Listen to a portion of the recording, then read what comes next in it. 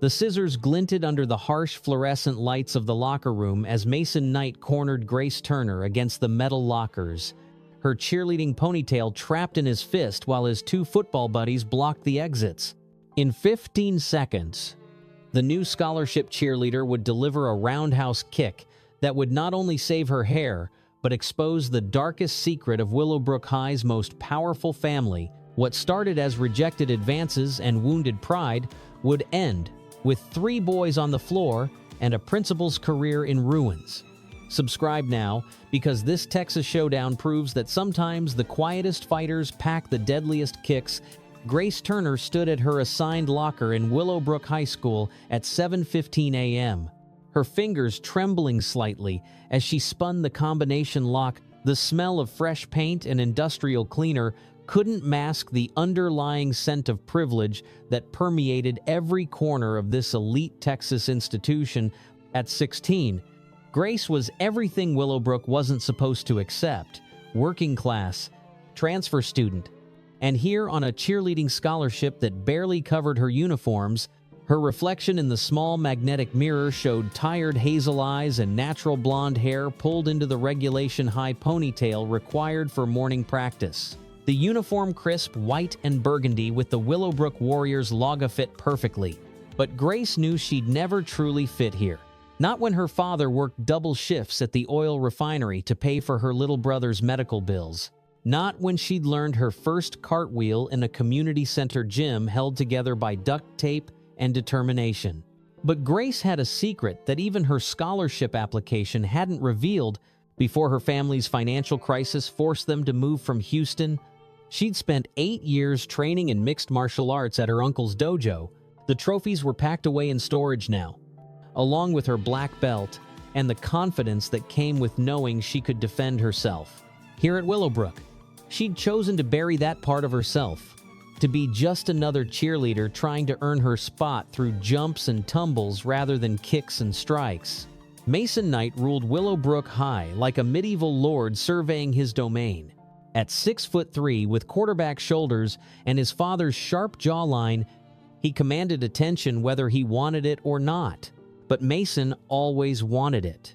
As the principal's son and captain of the state champion football team, he'd grown up believing the school was his birthright, the students his subjects, and any girl he wanted should be grateful for his attention. His kingdom operated on simple rules. Money talked, talent walked in, and outsiders learned their place or got pushed out. Mason enforced these rules with 2 loyal lieutenants, Brady Chen, whose banker father funded the new stadium, and Tyler Morrison, whose mother sat on the school board. Together, they formed an unholy trinity that had driven out 3 scholarship students in the past 2 years through campaigns of harassment so subtle that no complaint ever stuck. Mason had noticed Grace Turner the moment she'd walked onto the practice field 2 weeks ago. Not just because she was beautiful, though, she was, in that natural way that made the other cheerleaders' expensive highlights look trying too hard.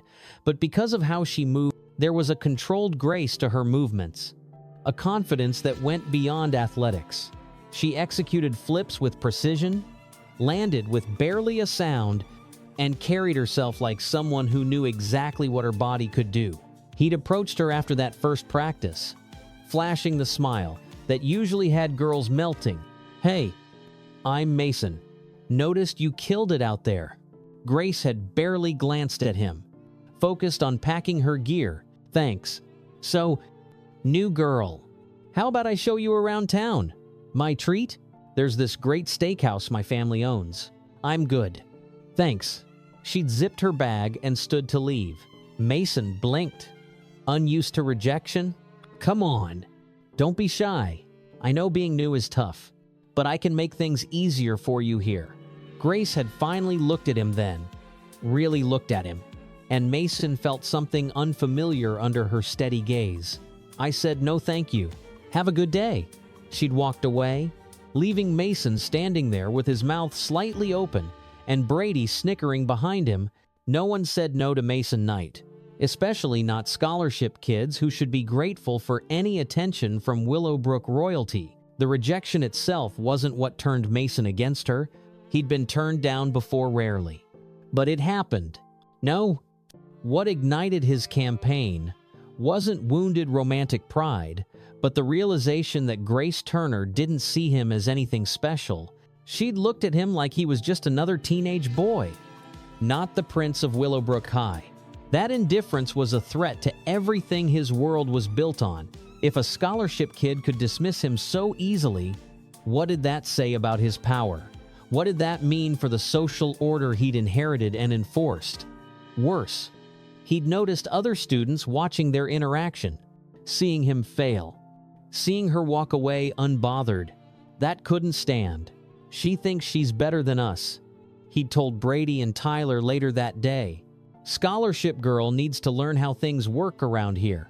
Willowbrook High School sat on 40 acres of manicured Texas landscape, its red brick buildings and white columns projecting an image of Southern gentility that masked a vicious social hierarchy. The cheerleading squad represented the apex of female social power, their practice schedule as demanding as any athlete's, their influence extending into every aspect of school life.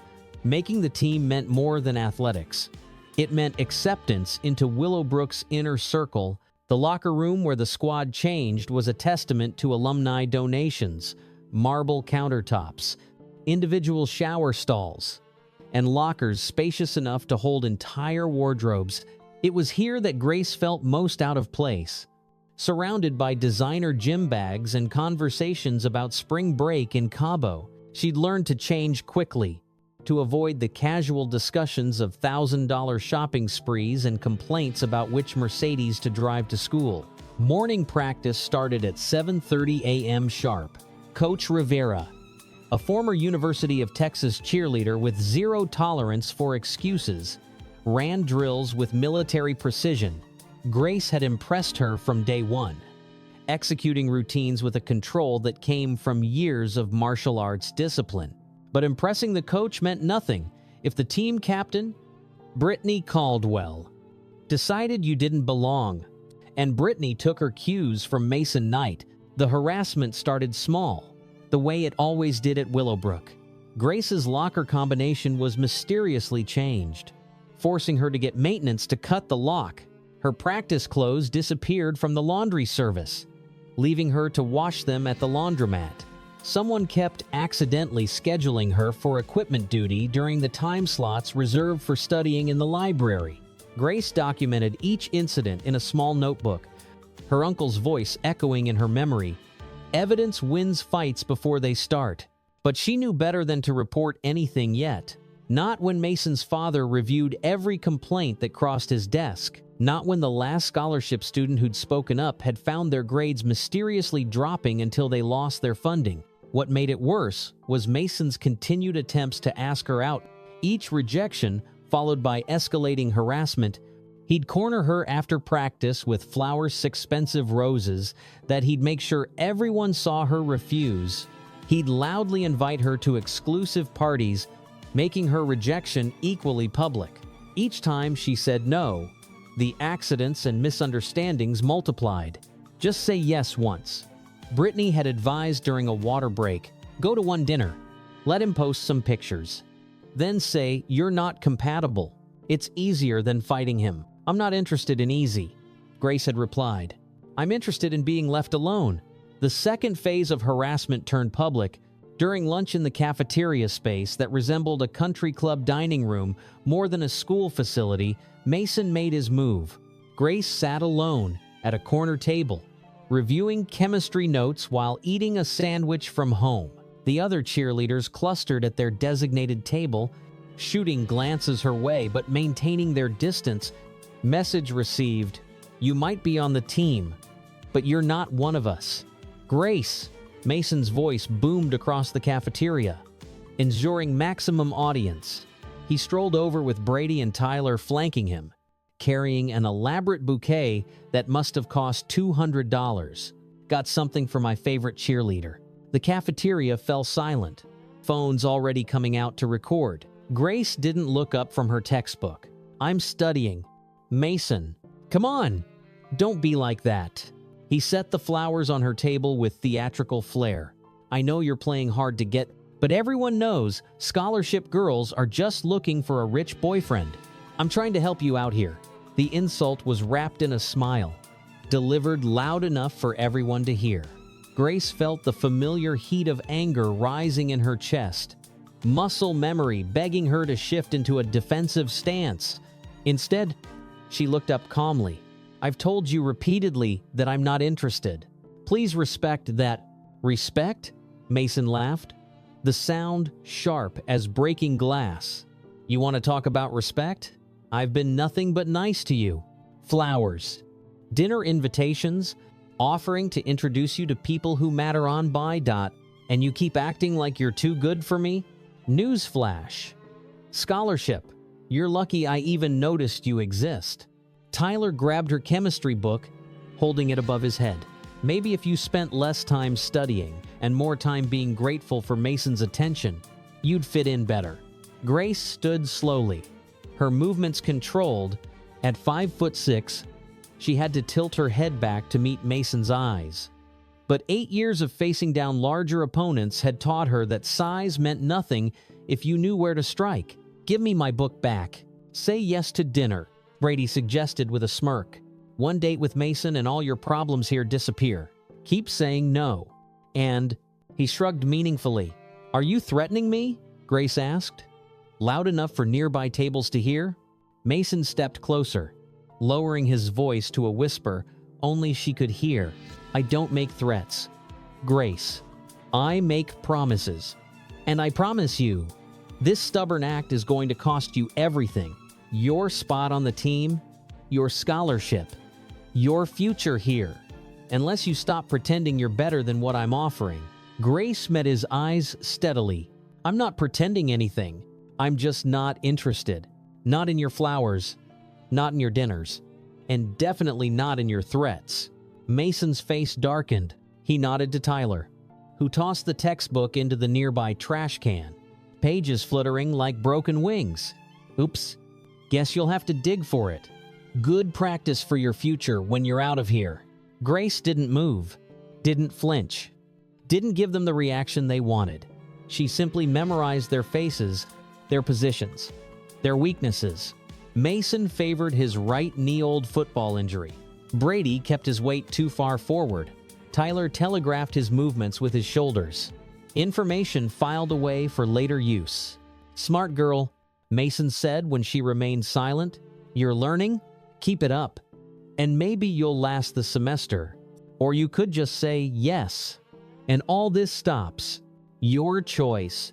They walked away laughing, high-fiving teammates and basking in their perceived victory. Grace waited until they were gone before retrieving her book from the trash. Wiping cold French fries from its cover, around hair, conversation slowly resumed. But she caught the look, some pitying, some impressed, most simply relieved. It wasn't them. Jenna Park slid into the seat across from her, followed surprisingly by a couple of other cheerleaders, Melissa Wong and Ashley Davis. "That was brutal," Melissa said quietly. "I'm sorry we didn't speak up. He's been getting worse," Ashley added, glancing around nervously. "Ever since you turned him down that first time, his ego can't handle it." "It's not about his ego," Jenna corrected. "It's about power. Grace is showing everyone that saying no to Mason Knight is possible. That's dangerous to him." She pulled out her phone, showing Grace a saved folder labeled "Insurance," which is why some of us have been documenting everything Mason does. For when someone's finally brave enough to use it, Grace stared at the folder icon. Understanding dawning. "You're collecting evidence? 3 years worth, videos, screenshots, witness statements. Mason's hurt a lot of people.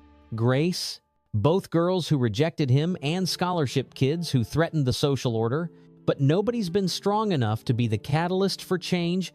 Jenna's eyes searched hers. "Are you?" Before Grace could answer, her phone buzzed with a notification. Someone had tagged her in a social media post. The image showed her digging through the trash, carefully cropped to hide the context. The caption read, "When you're too proud to accept help from your betters, trash scholarship. Know your place."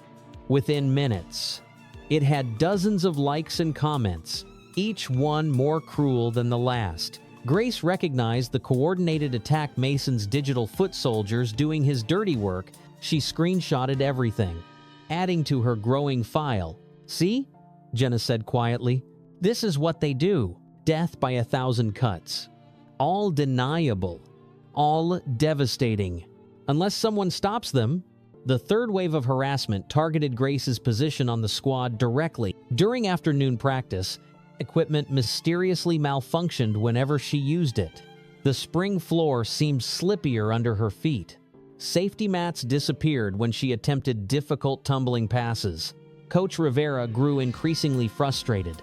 Not with Grace, but with the obvious sabotage she couldn't prove. "Turner," Coach barked after Grace's third near miss on a back handspring. "What's going on? You nailed this yesterday. Someone greased the mat," Grace said simply, showing her coach the telltale shine on her palms. Coach Rivera's expression darkened. She'd been at Willowbrook for 5 years, long enough to recognize Mason Knight's handiwork, but she also knew her contract was up for renewal, and Principal Knight had final say. "Everyone take 5, she announced. "Caldwell, get maintenance to check all equipment." Brittany approached Grace during the break, her voice low. "Look, I'm not saying I approve, but Mason really likes you. Actually likes you. Not just wants to hook up. Would it kill you to give him one chance?" "It would make everyone's life easier, including mine?" Grace asked. Brittany hesitated. "Maybe not at first, but once he gets what he wants, he usually moves on. And then you'd be under his protection instead of his target. I'm not a prize to be won or a problem to be solved," Grace replied. "I'm a person who said no. That should be enough." "Should be," Brittany agreed sadly. "But at Willowbrook, should doesn't mean much." The whispered threat came during cool-down stretches. Brady Chen dropped down beside her, his voice barely audible over the practice music. "Mason wanted me to give you one last chance. Homecoming is coming up. Be his date. Make it public. And all this stops. Keep refusing. And things get worse." "Worse how?" Grace continued her hamstring stretch. "Flexibility. Another gift from martial arts training. Let's just say accidents happen, especially to girls who don't know when to accept a good offer." His hand briefly touched her ponytail. "Pretty hair like this. Would be a shame if something happened to it." The threat was so casually delivered that Grace almost laughed. These boys had no idea who they were dealing with. They saw a scholarship cheerleader and assumed weakness. They had no clue she'd once faced down 3 black belts in a tournament finals and walked away victorious. "Tell Mason my answer is still no," she said pleasantly. "To homecoming. To dinner. To all of it." Brady's face darkened. "You're making a mistake. He's given you more chances than anyone else ever got." "I didn't ask for chances. I asked to be left alone." "That's not how it works here," Brady snapped. "You don't get to come into our world and act like you're above it. Mason's offering you a way to belong. Keep refusing, and you'll find out what it really means to be alone at Willowbrook." The incident that changed everything occurred the following Tuesday after late practice. Grace had stayed behind to work on her aerial routine, determined to prove she deserved her spot. Despite the mounting pressure to quit, the gym was supposedly empty. Coach Rivera having left an hour earlier, the other girls scattered to their expensive cars and dinner plans. Grace was alone in the locker room, hair still damp from her shower, when she heard the door bang open. Male voices echoed off the tiles. Mason, Brady, and Tyler, their laughter holding an edge that made her instincts scream danger. Well? Mason drawled, appearing around the corner with something glinting in his hand. "Look who's all alone. No crowd to play tough for." Grace's eyes locked onto the scissors knot, the safety-rounded kind from art class, but sharp fabric shears from the equipment room. Her body automatically shifted into a ready stance before she forced herself to appear relaxed. "Boys aren't allowed in here. My school. My rules." Mason advanced slowly, his friends spreading out to flank her. You know, Grace, I've been thinking, maybe you keep saying no because you think you're too good for me. Maybe you need to be brought down a level, starting with that perfect ponytail you're so proud of. The space was tight lockers on both sides, bench in the middle. Only one exit now blocked by Tyler's bulk. Grace calculated distances, angles, options, 3 opponents, confined space, weapon in play. Her uncle would call this a gift-limited room, meant limited attack vectors. "This is about me rejecting you?" Grace asked, buying time while she positioned herself better. "This is about respect," Mason snarled. "I've been nice. I've been patient. I've offered you everything: protection, status, a future at this school. And you throw it in my face like I'm nobody. Well, guess what? You're about to learn what being nobody really feels like. Touch me and I'll scream," Grace warned, though she knew the gym was too far from the main building for anyone to hear. "Go ahead," Brady laughed, pulling out his phone. "We'll just say you invited us here, changed your mind about Mason, then got hysterical when he said he wasn't interested anymore. Who's going to believe the desperate scholarship girl over us?" Mason lunged forward, faster than Grace expected, his free hand grabbing for her ponytail. But 8 years of training kicked in before conscious thought. Grace pivoted on her left foot, her right leg sweeping up in a perfect roundhouse kick that caught Mason's wrist. The scissors flew from his grip, clattering across the floor as he yelped in pain and surprise. "What the?" Brady started forward, but Grace was already moving. She grabbed his reaching arm, used his momentum against him, and sent him crashing into the lockers with a modified judo throw. The metallic bang echoed through the room as Brady slumped to the floor, dazed. Tyler, the biggest of the 3, charged like a bull. Grace dropped low, swept his legs, and watched 200 pounds of football player hit the tile floor hard enough to knock the wind out of him. She rolled backward, came up in a crouch, and waited. The entire encounter had taken less than 15 seconds.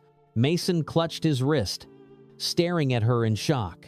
You can't. My father will." "Your father will what?"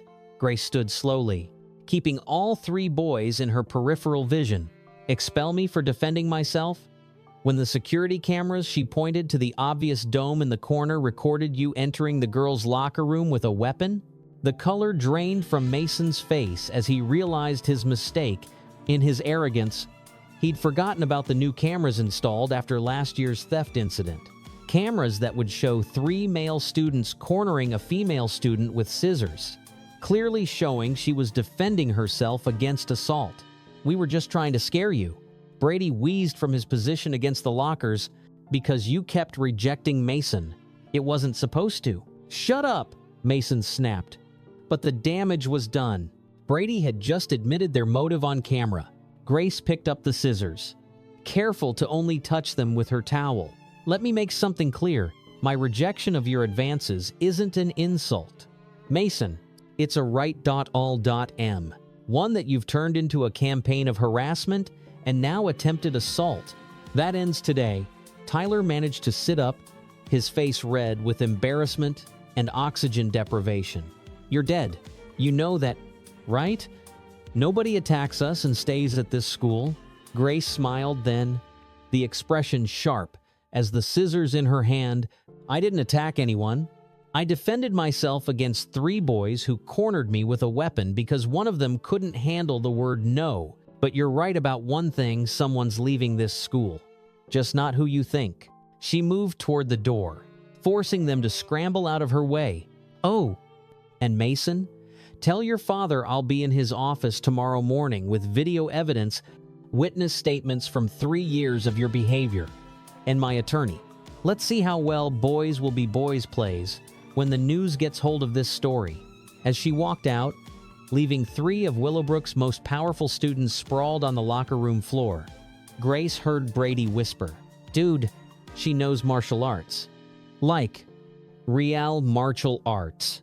"Shut up," Mason snarled, but fear had replaced arrogance in his voice. This isn't over. Grace made it to the parking lot before her hands started shaking. Adrenaline crash. Her uncle had called it the price of controlled violence. She sat in her beat-up Honda Civic, doors locked, and called, "Jenna, you were right," she said when her friend answered, "I'm ready to be the catalyst." "What happened?" Jenna's voice sharpened with concern. "Mason happened with scissors in the locker room because I wouldn't date him." Grace took a steadying breath. "But the cameras caught everything, and I think it's time to use that folder of yours." "Oh my God. Are you okay? Did they hurt you?" "No." Grace allowed herself a small smile. "They're the ones who got hurt. Turns out scholarship kids can fight back when cornered." "Grace, this is huge. Mason admitting on camera that this was about you rejecting him? That's game over for their whole 'she's lying' defense. Only if the footage survives the night," Grace said grimly. "We need to move fast." "Already on it." Jenna promised. "I'll call my mom. She knows people at the district level. And Grace, I'm proud of you. It's about time someone showed these entitled jerks that no means no, whether you're rich or poor." As Grace drove home, she noticed a text from an unknown number. "Security footage already deleted from the main server, but don't worry, I made a copy first. Check your email." A friend in IT, she pulled over, opened her email, and found a video file clear as day. It showed Mason entering with scissors, admitting this was about her rejections, and attacking first. Everything she needed, the chess game had begun. And for the first time since arriving at Willowbrook, Grace Turner wasn't playing defense.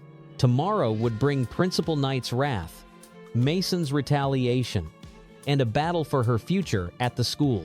But tonight, she'd protected herself and sent a message that would ripple through Willowbrook's hallowed halls. Money couldn't buy consent. Rejection wasn't an insult.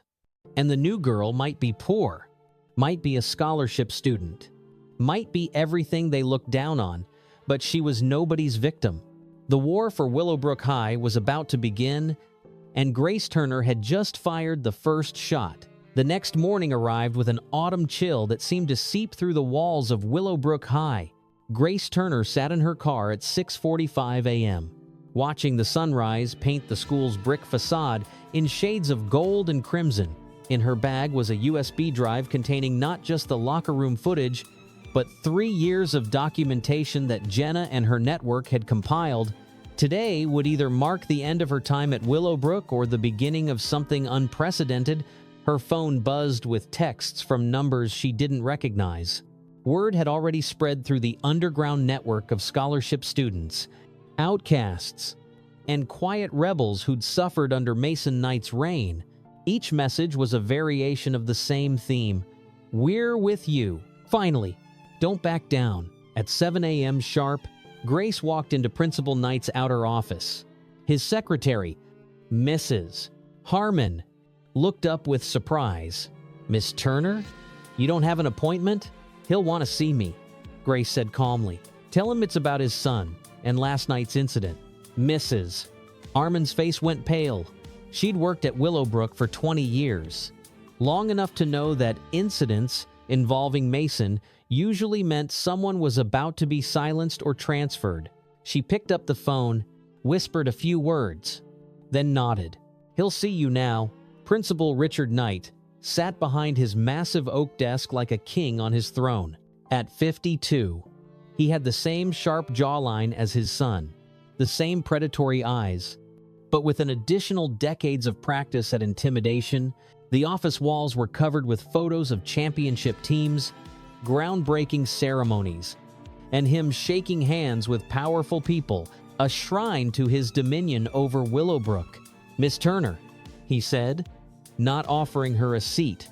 "I understand there was an altercation last night. Your son and 2 other students entered the girls' locker room with scissors and attempted to assault me." Grace said, standing straight. "I defended myself." Knight's expression didn't change. "That's a serious accusation. Do you have any proof?"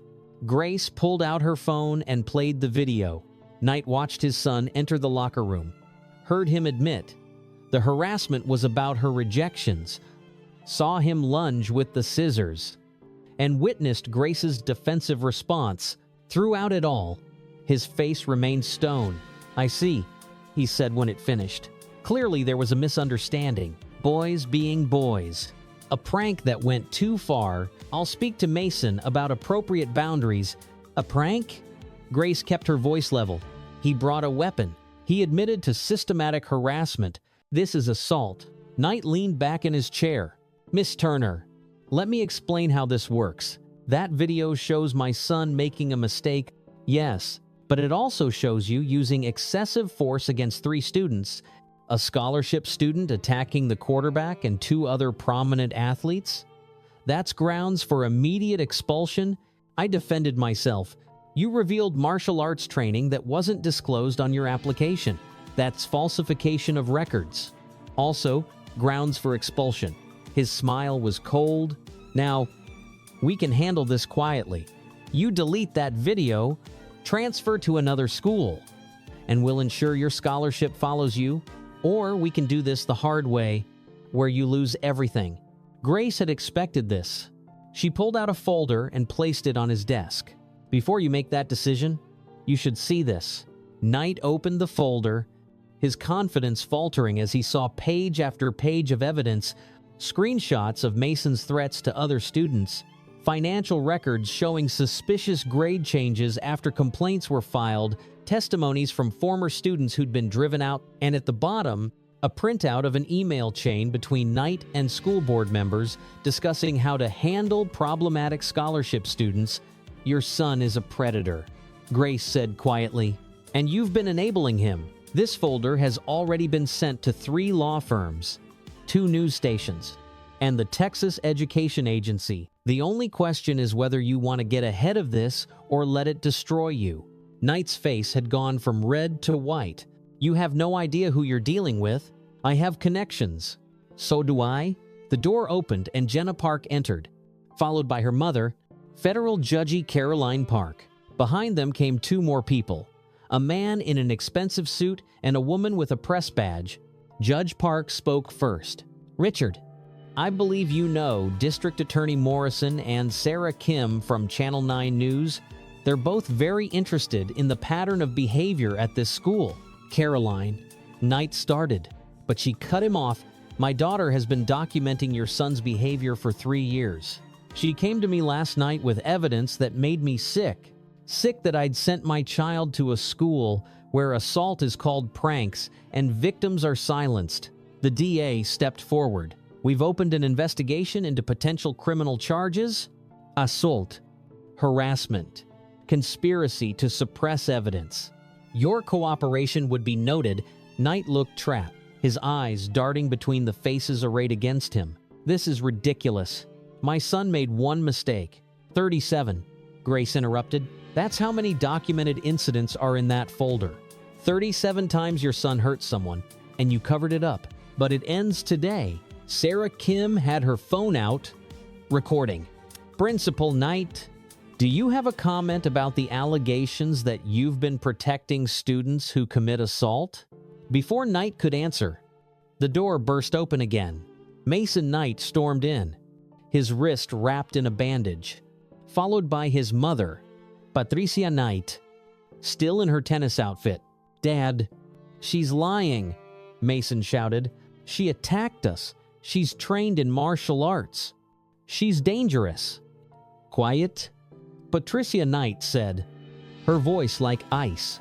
She looked at her husband, then at her son, and finally at the folder on the desk. "Show me the video." "Patricia," Richard started. "Show me the video." "Richard." Judge Park handed her a tablet with the footage queued up. Patricia watched in silence as her son cornered a girl with scissors, as he admitted to harassment, as he attacked first. When it finished, she set the tablet down with shaking hands. "How long?" she asked her husband. "How long have you been covering for him?" "Mom, she's just some scholarship." The slap echoed through the office. Mason staggered back, hand on his cheek, staring at his mother in shock. "I raised you better than this," Patricia said, tears in her eyes. "I taught you to respect women. to protect those weaker than you, to use your privilege for good. And you became this?" She turned to Grace. "I am deeply sorry, not just for last night, but for every time my son hurt someone while I remained blind to it." Then to her husband, "We're done. The cover-ups, the intimidation, all of it. Done." Richard Knight seemed to deflate. "Patricia, think about Mason's future." "I am thinking about his future. If we don't stop this now, he'll end up in prison. Or worse, he'll become someone who thinks he can take whatever he wants from whoever he wants." She looked at the DA. "We'll cooperate fully, whatever you need." The DA nodded. "Mason Knight, you're under arrest for assault with a weapon. You have the right to remain silent." As they led Mason out in handcuffs, he kept shouting that it wasn't fair, that Grace had ruined everything, that he was supposed to get a football scholarship. The last thing Grace heard was him screaming. She was supposed to say yes. The next hours passed in a blur. Principal Knight submitted his resignation, effective immediately.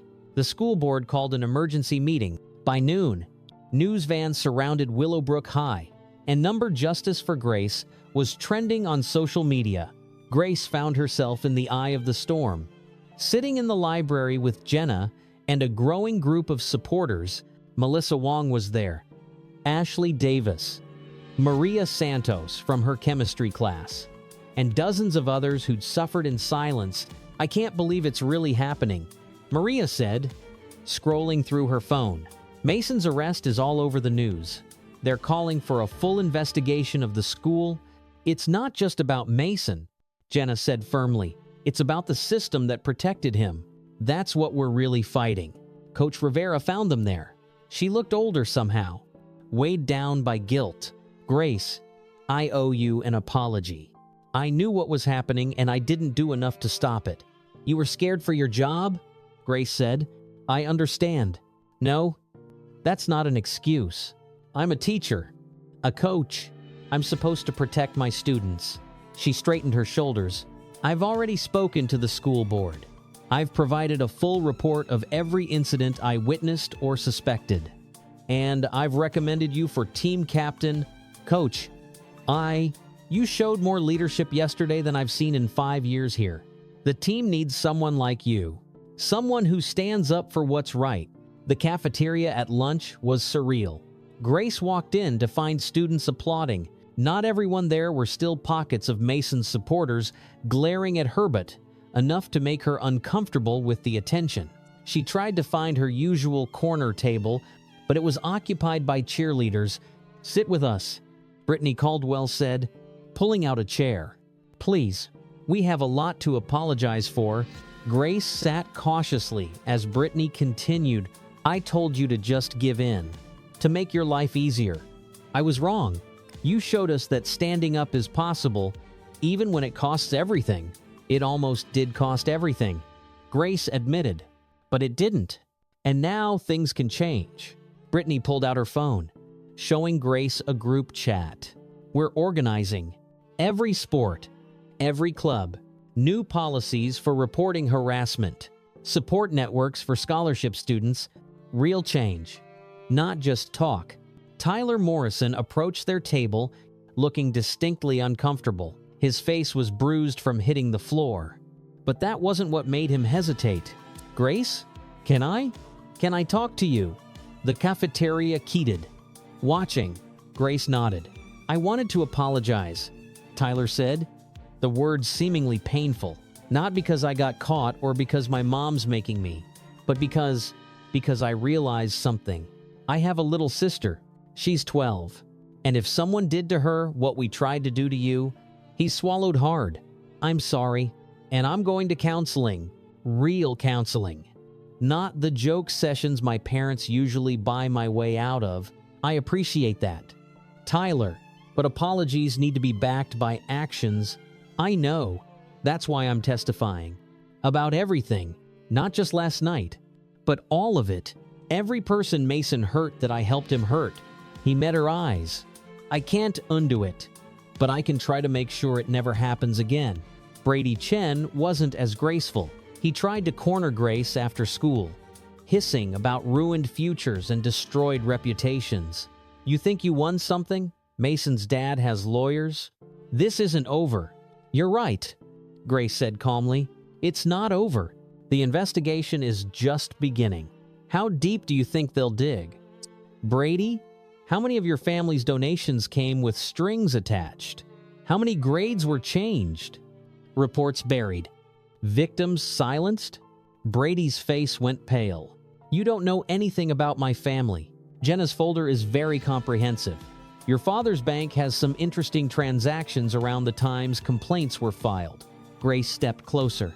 But here's the thing, Brady, you could follow Mason down, or you could be smart, cooperate, testify, show that you're capable of growth. I don't need to grow, Brady snarled. I need you gone. Then come at me, Grace said simply. But remember what happened last time? And remember that now, everyone's watching. Brady stormed off, but Grace saw the fear in his eyes. The empire was crumbling, and he knew it. That evening, Grace's father picked her up from school. Juan Turner was a quiet man, hands calloused from refinery work, but his eyes shone with pride. Mia, your mother would be so proud. Standing up like that, protecting yourself. I was scared. Dad, being brave doesn't mean not being scared. It means doing what's right. Despite the fear, he squeezed her shoulder. Your uncle called. He saw the news. He wants you to know the dojo is proud of you. I didn't want to use it. Grace admitted, the martial arts? I wanted to just be normal here. Normal is overrated. You're exceptional, Grace. Not because you can fight, but because you know when to fight and when to show mercy. Those boys are lucky it was you they cornered. Someone else might not have shown such restraint. The school board meeting that night was packed. Parents, students, media, and community members filled every seat. The interim principal, Dr. Patricia Mendez, opened with a statement acknowledging the systematic failures at Willowbrook. When Grace was called to speak, she stood before hundreds of people, her voice steady. I'm not here to destroy Willowbrook High. I'm here because I believe it can be better. Every student deserves to feel safe. Every no should be respected. Every complaint should be heard. That's not too much to ask. She outlined a series of proposals. Mandatory consent education, independent oversight for complaints, protection for scholarship students, and real consequences for harassment, regardless of who commits it. For too long, this school has operated on the principle that some students matter more than others. That ends now, not because I fought back, but because we're all going to stand together. The board voted unanimously to implement her proposals. They also voted to fund a new scholarship program, the Grace Turner Leadership Scholarship, for students who showed courage in standing up for others. As the meeting ended, Mason's mother approached her. Patricia Knight looked exhausted but determined. I wanted you to know that I'm divorcing Richard and Mason. Mason is going to a therapeutic boarding school after his legal issues are resolved. Somewhere he can learn to be better. I hope he does, Grace said sincerely. You could have hurt him worse. The video makes it clear you held back. Patricia's voice broke slightly. Thank you for that, for giving him a chance to learn from this instead of being destroyed by it. The next months brought waves of change. The investigation revealed years of corruption, leading to arrests of several board members and administrators. Willowbrook underwent a complete leadership change. Coach Rivera was promoted to athletic director with a mandate to reform the sports culture. Jenna Park started a nonprofit to help students document and report harassment. Grace became team captain, leading the cheerleading squad to their first state championship in 5 years.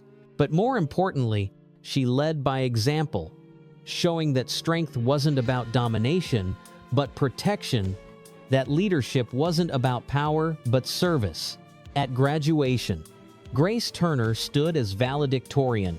She looked out at the crowd, her father in the front row, her uncle and cousins who'd driven from Houston, her teammates, and even some former enemies who'd become allies. 3 years ago, I came to Willowbrook as an outsider," she began. "I was told to know my place, to be grateful for scraps, to accept harassment as the price of being here. I refused, not because I was brave, but because I was raised to believe that everyone deserves dignity and respect." She paused, finding faces in the crowd. Tyler Morrison, who'd become an advocate for consent education. Brittany Caldwell, who'd transformed the cheerleading team into a genuine sisterhood. Even Brady Chen, who'd eventually cooperated with authorities and was working to make amends. Change doesn't come from one person fighting back. It comes from a community deciding that enough is enough, from allies standing with victims, from systems being reformed and hearts being opened. Willowbrook isn't perfect now, but it's better, and it will keep getting better as long as we remember that every student matters, every voice deserves to be heard, and every no must be respected. As she left the stage to thunderous applause, Grace thought about that night in the locker room, how 3 boys with scissors had tried to cut her down to size, how instead, they'd unleashed a revolution that transformed an entire school. Mason Knight was serving community service and mandatory therapy. His father was facing criminal charges. The culture of entitlement and harassment that had poisoned Willowbrook for generations was finally being cleaned out. And Grace Turner? She was heading to the University of Texas on a full scholarship academic this time, though she'd had her pick of cheerleading offers. She planned to study law, inspired by Judge Park and the DA who'd helped her fight for justice. But first, she had a summer job to start, teaching self-defense at her uncle's dojo to teenage girls. Because sometimes the best way to change the world was to teach others to stand strong, fight smart, and never apologize for demanding respect. The girl who'd walked into Willowbrook High as a nobody was leaving as a legend, not because she'd thrown 3 boys to the ground, but because she'd lifted an entire community up, and that was a victory worth more than any championship trophy. As Grace drove away from Willowbrook for the last time, her phone buzzed with a text from an unknown number. She almost ignored it, then saw the preview. "Thank you for saving my daughter." The message continued, "My daughter is a freshman. Mason had started targeting her before you stopped him. She was too scared to speak up. You gave her courage. You gave all of us courage. The world needs more Grace Turners." Grace smiled, tucking her phone away. The world didn't need more Grace Turners. It needed more people willing to stand up, speak out, and support each other. It needed communities that protected the vulnerable instead of the powerful. It needed schools that taught respect alongside algebra, consent alongside chemistry. The road ahead stretched out before her, full of possibility. Behind her, Willowbrook High continued its transformation, one student at a time, finding the courage to demand better. Sometimes revolutions began with scissors and a girl who refused to let anyone cut her down to size, but they succeeded when everyone realized they had the power to stand tall. Grace Turner had thrown 3 boys in self-defense, but her real victory was in lifting an entire school to its feet.